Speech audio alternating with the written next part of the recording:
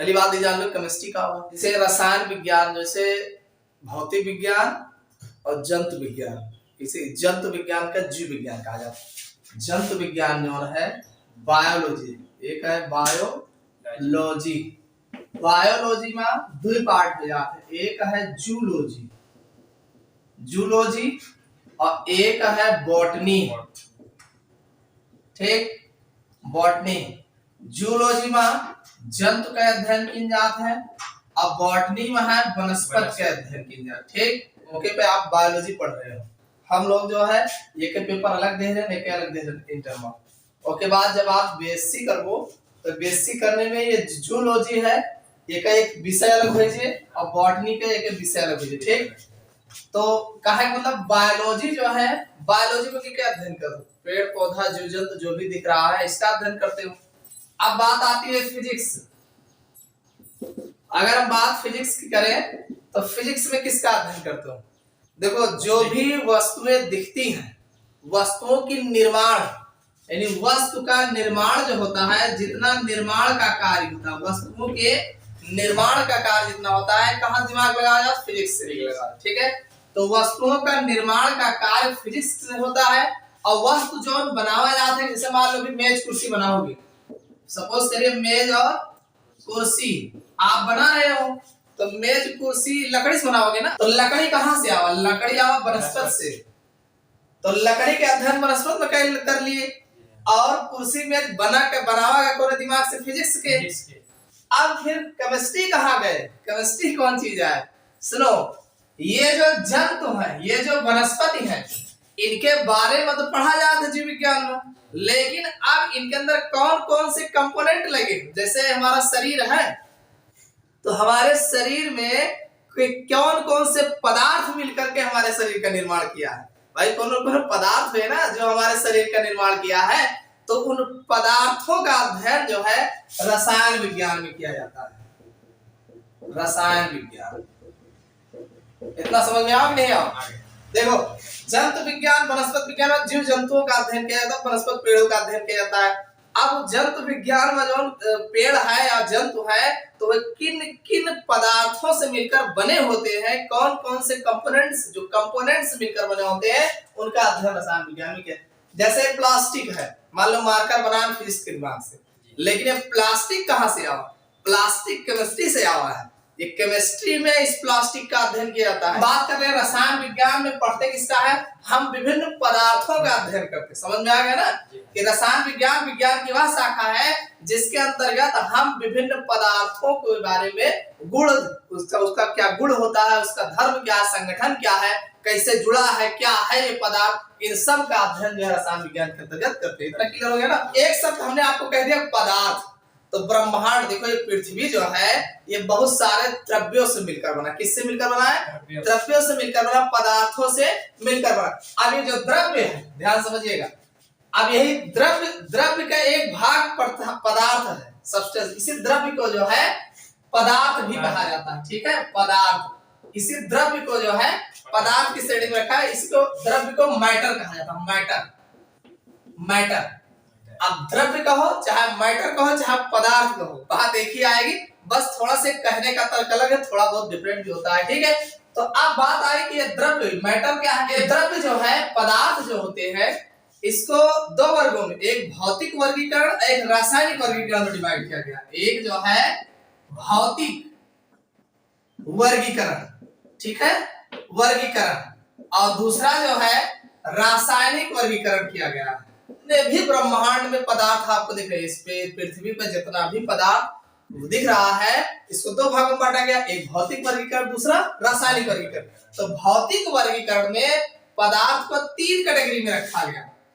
पदार्थ को तीन कैटेगरी में, पहला जो है भौतिक वर्गीकरण, मतलब भौतिक अवस्था के आधार पर, चाहे भौतिक वर्गीकरण का चाहे भौतिक अवस्था के आधार पर तीन कैटेगरी में। एक को, इसी को कहा गया ठोस, एक कहा गया ठोस, और दूसरा कहा गया द्रव, और तीसरा कहा गया गैस। अब ध्यान समझिए, एक द्रव यहाँ पर है और एक द्रव्य यहाँ पर, दोनों में बहुत अंतर है। द्रव्य के, ये द्रव जो है द्रव्य के अंतर्गत आता है, समझ में आया कि नहीं?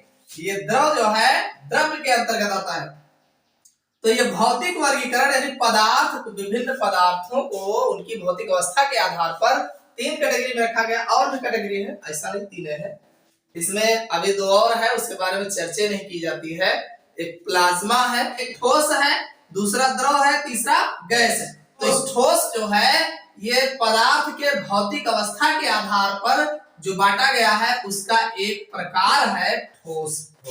समझ में आ गया ना? तो यहाँ पे आपको ठोस की अवस्था पढ़ना है, इसी ठोस के बारे में अध्ययन करना। हमने कहा कि जो द्रव्य की 3 भौतिक अवस्था है, एक ठोस है और दूसरी से हम सॉलिड बोलते हैं, और दूसरा जो है द्रव है, द्रव जिसे हम लिक्विड बोलते हैं, और तीसरा है गैस। अब बात आती है हम ठोस की करेंगे। ठोस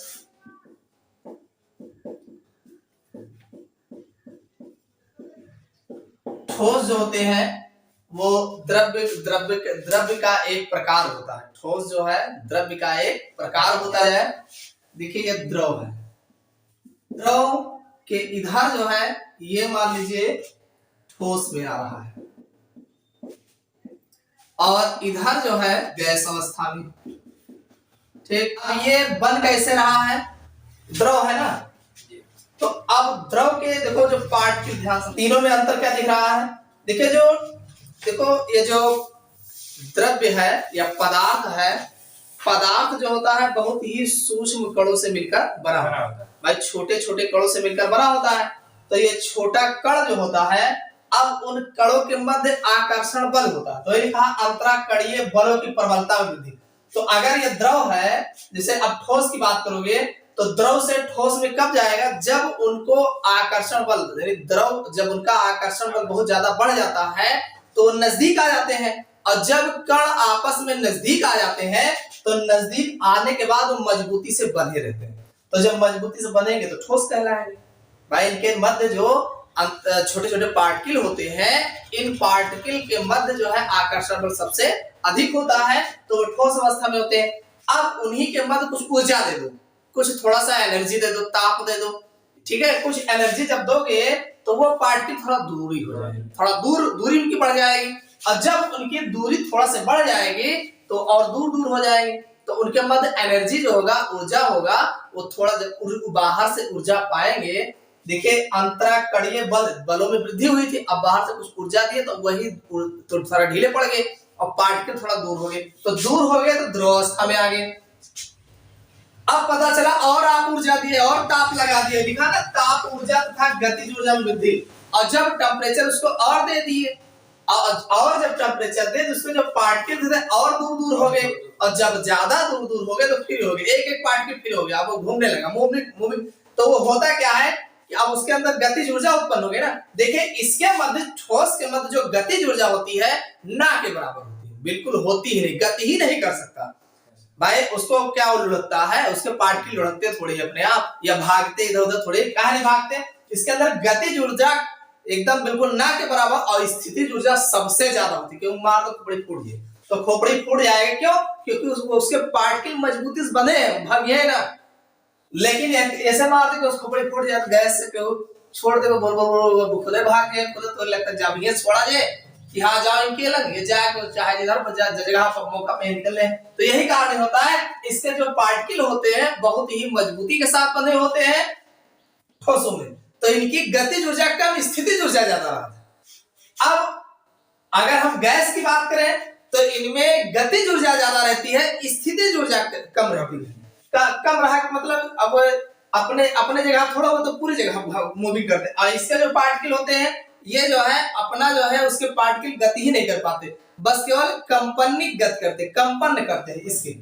अब द्रव वाले क्या है भाई, ठोस में जब थोड़ी सी एनर्जी दिया गया, इनके पार्टिकल थोड़ा दूर हुए तो द्रव में बदल गए, और द्रव के जब और एनर्जी दे देंगे तो घूमने लगे।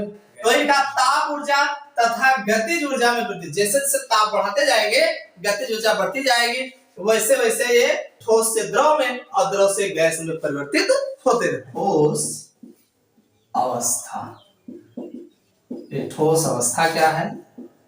Solid state. हम बात करेंगे ठोस अवस्था की। ठोस अवस्था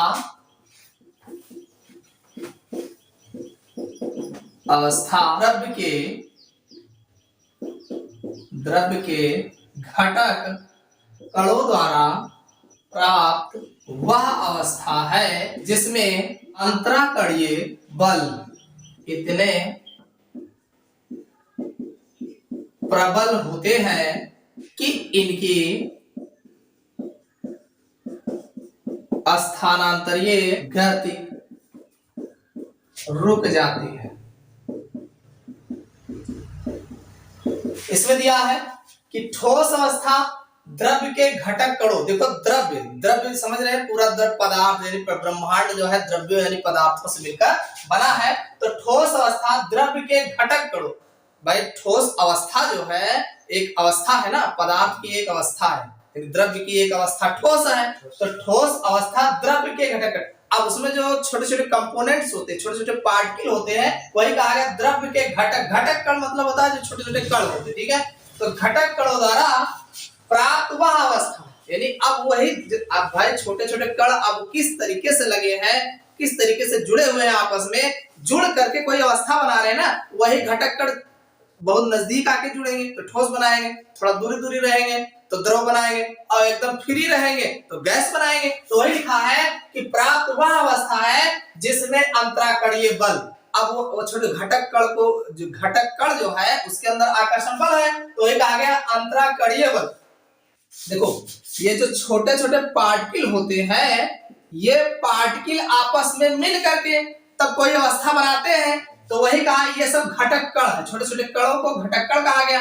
और अंतराकणीय बल, अब इन घटक कणों में आपस में आकर्षण बल कार्य करता, तो वही कह रहा इंटर पार्टिकल फोर्स, यानी अब इसी घटक कण में क्या हो रहा है, आकर्षण बल हो रहा है। अब इतने प्रबल होते हैं, किसमें, ठोस की बात कर रहे हैं ना हम, द्रव गैस की बात कर रहे हैं, तो वही कह रहा है इतने प्रबल होते हैं कि इनकी स्थानांतरीय गति रुक जाती। स्थानांतरीय गति मतलब जैसे गैस है तो फ्री है तो क्या कर रहा है, इधर उधर जहां पा रहा है वही खुला है, उड़ रहा है। लेकिन ये ठोसों में क्या होता है, इनकी स्थानांतरिक यानी इधर उधर से भागने वाली गति जो है रुक जाती है। अब रुक जाती है किसमें, ठोस में, इनकी स्थानांतरिय गति रुक जाती है। कंपनिक गति, वाइब्रेशनल मोशन। यद्यपि इन घटक कणों की कंपनिक गति तथा घूर्णन गति होती रहती है। अब वही कहा गया कि यद्यपि इन घटक कणों की, अगर हम इन घटक कणों की बात करें जो आपस में मिलकर ठोस अवस्था बना रहे हैं, कि कंपनी जैसे अब ठोस है तो अब ये कहा कि एक एक पार्टिकल भागे, तो ऐसा नहीं है, लेकिन वो जहां रहेगा वो ऐसे ऐसे हिल डुल सकता, अपनी जगह पे जो है बहुत ज्यादा मेहनत करोगे, उनके ऊपर धक्का उक्का लगोगे, तोड़ फोड़ोगे, तो ऐसे के रहिए। जैसे आपने देखा होगा कोई लोहे की राड अगर कहीं जाम हो, जैसे छत पे एक्शन लगी रहा है, जाम रहती तो ऐसे करो, तो ऐसे ऐसे ऐसे अपने जगह पर, अब का एक एक पार्टिकल को भागे लगा है नहीं, तो वो वही कह रहा है कि यद्यपि इन घटक कणों की कंपनिक गति, यानी कंपन करे की गति आगे दिया है, तथा घूर्णन गति मतलब जैसे भारी है तो कैसे हिलोगे तो ऐसे घूम सकता है अपने इर्द गिर्द, तो ये कह रहा है घूर्णन गति होती रहती है। समझ में? तो ये किसके बारे में बता रहा है, ठोस अवस्था के बारे में बता रहा है। ठोस जो कहा जाता है तो उसके अंदर कुछ स्पेशल क्वालिटी होती है। कौन सी क्वालिटी होती है? देखो, ठोस अवस्था का गुण इसकी असंपीड्यता, दृढ़ता तथा यांत्रिक मैकेनिकल शक्ति होती है।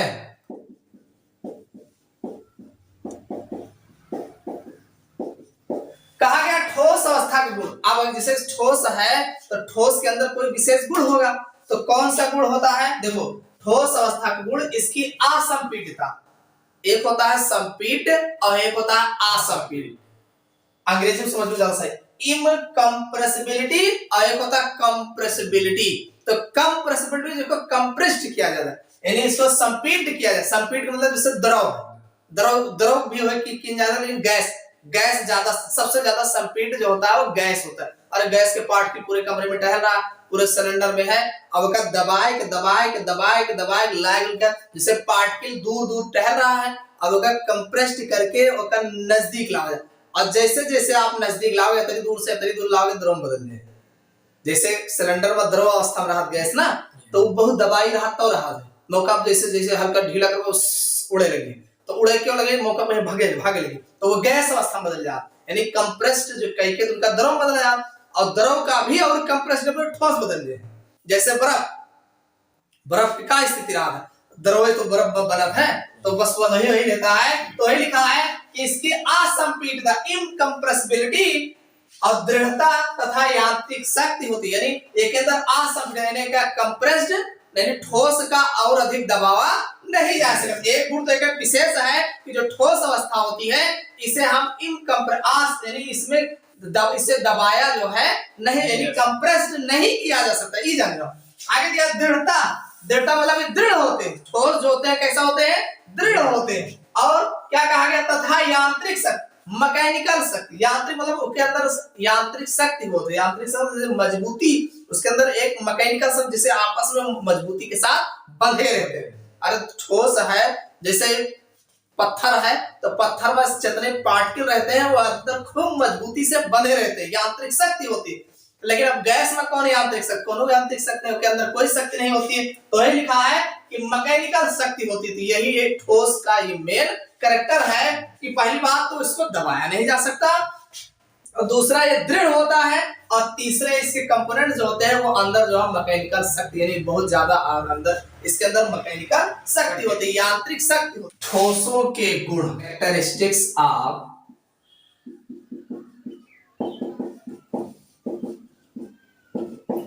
सॉलिड्स। पहला गुण क्या है, ठोस पदार्थ दृढ़ तथा असंपीडित होते हैं, इनका घनत्व तथा यांत्रिक शक्ति उच्च होती है। ठोस पदार्थ दृढ़, पहली बात दृढ़ होते हैं, दूसरा असंपीडित होते हैं, इनको दबाया नहीं जा सकता। इनका घनत्व, एक चीज और ध्यान रखना, घनत्व डेंसिटी, इनका जो ठोसों का जो घनत्व होता है सबसे अधिक होता है, इनसे कम द्रव का और सबसे कम गैस का। तो इनका घनत्व जैसे आपने देखा होगा कि जो है 1 लीटर तेल, 1 लीटर और किलो, लीटर किलो देखा जाए, अभी तेल जो है 1 लीटर का तौला जाए तो वो 1 किलो से कम ठहरे, कम हुआ था ना। यानी अगर कहे तेल जो है किलो में लीजिए, ज्यादा लीटर से ज्यादा निकला था, तो काहे, तो देखो किलो में है के रहा, तो वजन रहा, तो वजन के घनत्व ज्यादा भाग नहीं हुआ। तो यहाँ से समझ लो कि इसका जो ठोस होते हैं इनका जो घनत्व होता है वो, और यांत्रिक शक्ति यानी अंदर मजबूती के साथ जो इनके पार्टिकल बंधे होते हैं, इनका घनत्व और यांत्रिक शक्ति जो होती है वो उच्च होता है। कंफर्म है ना। अब दूसरा है इनका आकार, द्रव्यमान तथा आयतन निश्चित होता है।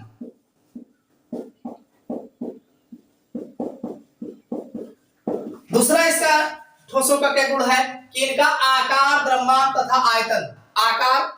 आकार जानते हैं, कोई भी ठोस होगा तो क्या आकार फिक्स है, इधर कम ज्यादा होने की आवश्यकता नहीं है। और द्रव्यमान वजन उसका फिक्स होगा, कम ज्यादा होने का मतलब नहीं। तथा आयतन और उसका वॉल्यूम जितना एरिया वो कवर करता है वो भी निश्चित होता है। तो ठोस जो होते हैं इनका आकार, आयतन तथा द्रव्यमान जो है निश्चित होता है। ठीक, अगला लिख लो तीसरा, ठोसों के मध्य प्रबल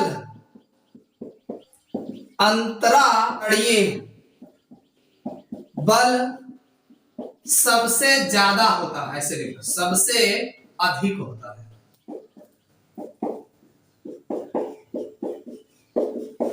अब जिसके कारण किसके कारण है समझ बताएंगे। ठोसों के मध्य प्रबल अंतराकणीय बल सबसे अधिक होता है। ठोस जो होते हैं उनके मध्य जो पार्टिकल होते हैं उनके मध्य जो है सबसे ज्यादा आकर्षण बल होता है। अगला है कर्म करने पर ठोस पदार्थ द्रव में परिवर्तित तो हो जाते हैं।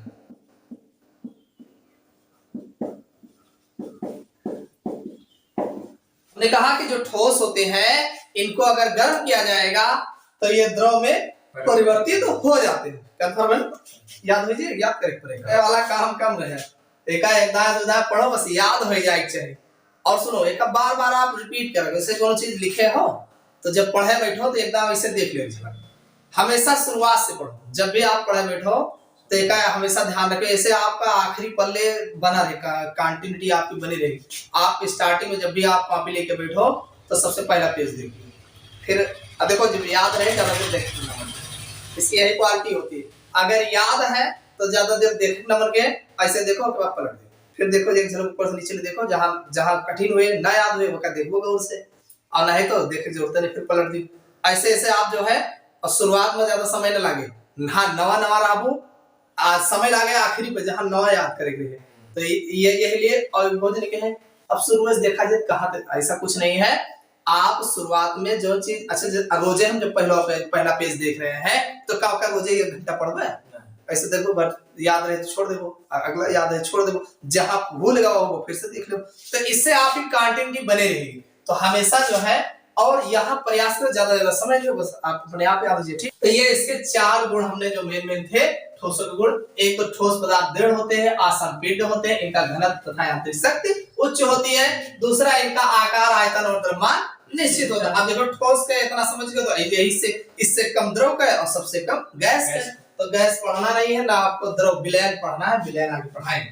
ठोसों के मध्य प्रबल अंतराकणीय इंटर पार्टिकल फोर्स जो होते हैं सबसे ज्यादा होता है। अगला है गर्म करने पर ठोस पदार्थ जो है द्रव पदार्थ में परिवर्तित होते।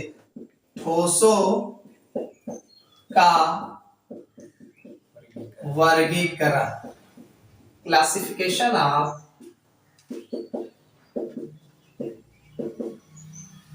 सॉलिड्स। ठोसों का वर्गीकरण, क्लासिफिकेशन ऑफ सॉलिड्स। ठोसों का वर्गीकरण 2 प्रकार से किया जा सकता है, किया जा सकता है। देखिए जो वर्गीकरण है वो 2 प्रकार से किया जा सकता है। सबसे पहला इसमें है ए, कणों की व्यवस्था के आधार पर, on the basis of arrangement of particle.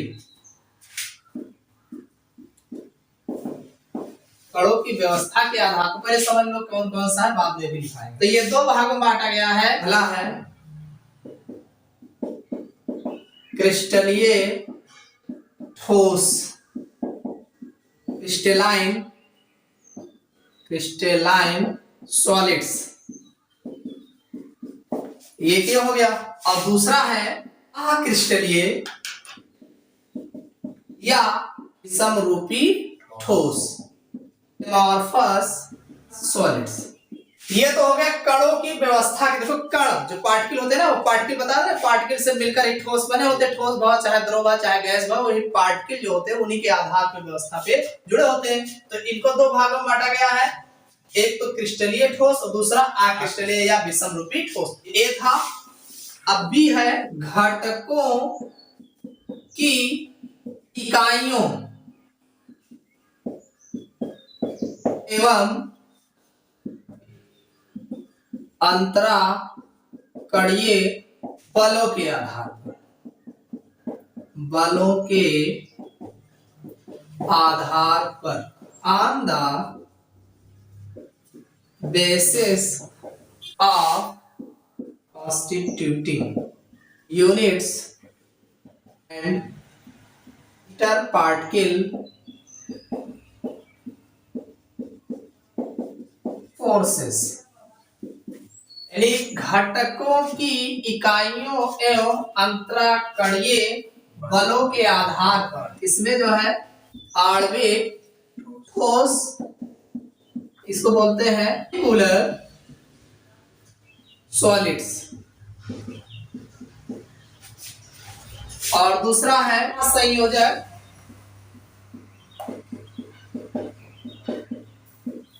या नेटवर्क ठोस से बोलते हैं कोवैलेंट और नेटवर्क सॉलिड्स। एक ये हो गया, और तीसरा है आयनिक ठोस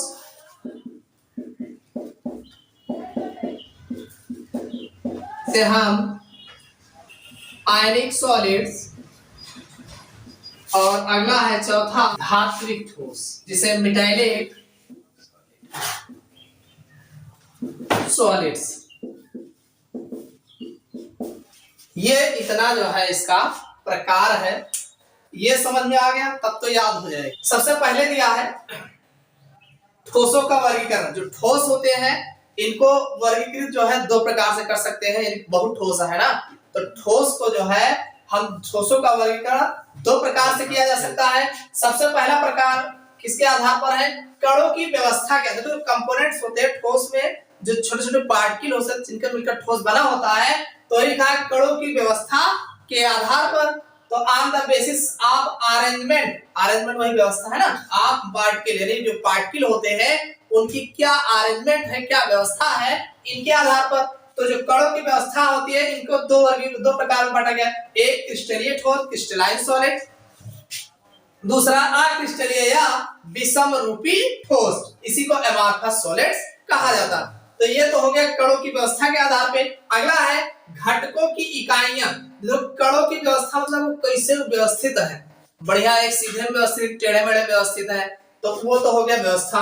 अब घटकों की इकाइयां, अब वो कितने इकाई मिलकर बने हुए हैं, उनकी जो इकाई है यूनिट्स, जैसे कण जो है वो कण कैसे कैसे मिलके बने हैं, तो उनकी क्या है, तो लिखा है कि घटकों की इकाइयों एवं अंतराकणीय बलों, यानी जो घटक इकाई है यूनिट्स है, वो यूनिट्स कैसे मिलकर बना है और उनके मध्य किस प्रकार का बल है, तो लिखा अंतराकणीय बलों के आधार पर। तो लिखा on the basis of constituting units, यानी जो कॉन्स्टिट्यूटिव यूनिट्स है एंड इंटर पार्टिकल फोर्सेस, उनके मध्य किस प्रकार का आकर्षण बल है, इसके आधार पर वर्गीकृत किया गया है। तो अब इसका जो वर्गीकरण है, देखिए पहला दिया है आणविक ठोस मॉलिक्यूलर सॉलिड्स, यानी आणविक। अब अणु क्या होते हैं, तो अणु जो है, अब जब इसको पढ़ाएंगे तो एक एक को बारी बारी एक्सप्लेन करेंगे। इस पर भी कई प्रकार है, इसमें तीन है, एक ध्रुवीय है, एक अध्रुवीय है, और तीसरा जो है हाइड्रोजन बंध है, ठीक है। तो ये तीन प्रकार ये आणविक में मिलेगा। फिर आगे है दूसरा, इसमें आता है सहसंयोजक या नेटवर्क ठोस, कोवैलेंट बॉन्ड क्या होते हैं ये भी इसी में बताएंगे, इसी को नेटवर्क सॉलिड्स बोला। अगला है आयनिक ठोस, आयनों के द्वारा ये आपस में बंधे होते हैं, तो इसे आयनिक ठोस कहा गया। धात्विक ठोस, फिर अगला आता है जो मेटालिक सॉलिड्स, धातु, यानी धातुएं जो होती हैं वो किस प्रकार से आपस में बंधी होती है, तो इन सब के बारे में अलग अलग करके हम व्याख्या देंगे, ठीक है।